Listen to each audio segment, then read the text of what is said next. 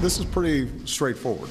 If, in fact, IRS personnel engaged in the kind of practices that have been reported on and were intentionally targeting conservative groups, then that's outrageous, and there's no place for it.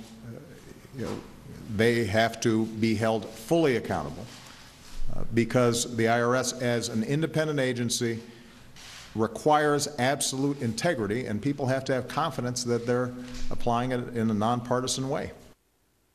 That was President Obama last hour reacting to the IRS's admission, after it was caught, that it specifically targeted the tax status of conservative groups during the 2012 elections. Oh, but that's not all. It's not just conservative groups.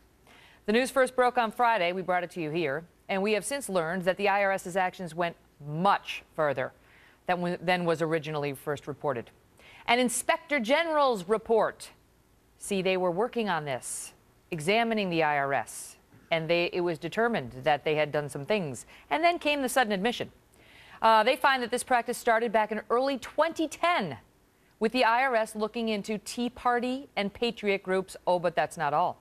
By June of 2011, the list had drastically expanded, and it now included groups that focused on government spending, government debt, and taxes. If you're interested in one of those, your IRS may have been targeting you for extra screening and scrutiny if you sought tax-exempt status.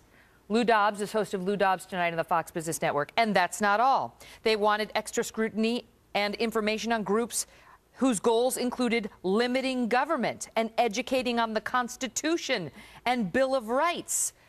Anyone criticizing how the country is being run, anyone lobbying to, quote, make America a better place to live.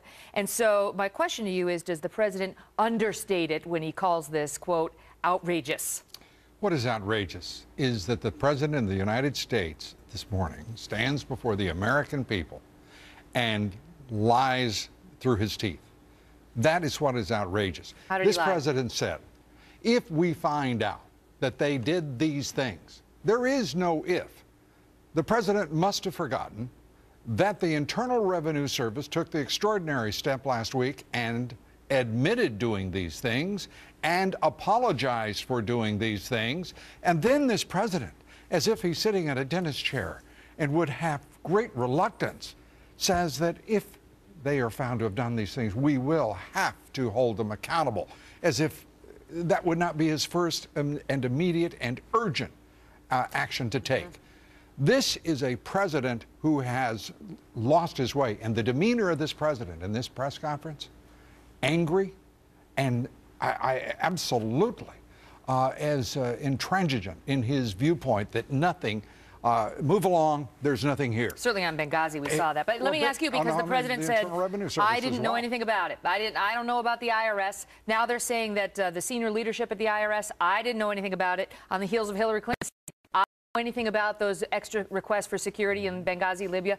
Who knows something about anything that matters? I mean, is there anybody who's minding the shop? Because it seems like if you've got all these groups being targeted by the IRS for extra scrutiny, and you've got our top diplomat begging for extra security in Libya, somebody should be paying attention. It goes beyond that, I think, Megyn, far beyond that. This is far more serious than anything that I think had been contemplated last week when it first broke.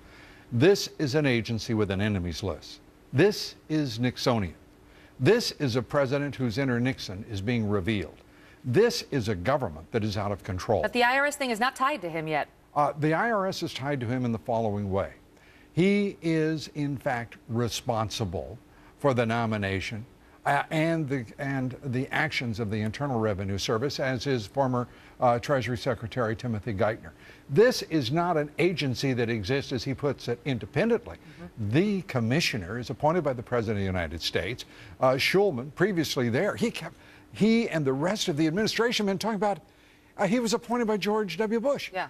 Schulman is a Democrat. He is a Democrat and had served in the Financial Industry Regulatory Agency before that. Schulman is the IRS commissioner, and he testified before Capitol Hill, He testified on Capitol Hill on March 22nd, 2012 about this, saying he did not acknowledge any of these practices and was adamant in his denials. We have a small clip. Can you give us assurances that the IRS is not targeting particular groups based on political leanings? There's absolutely no targeting. This is the kind of back and forth that happens when people apply for 501c4 status. Really? Absolutely, and let us be clear, this happens to be the politicization of the Internal Revenue Service was one of the counts against Richard M. Nixon in his impeachment. Let there be no doubt, this is a tremendously important charge that is being leveled against this administration, not only by Republicans, but Democrats as well. And the president's performance today was, to be kind, disappointing on the part of a commander-in-chief. And what does it mean now that we have that testimony, I believe under oath?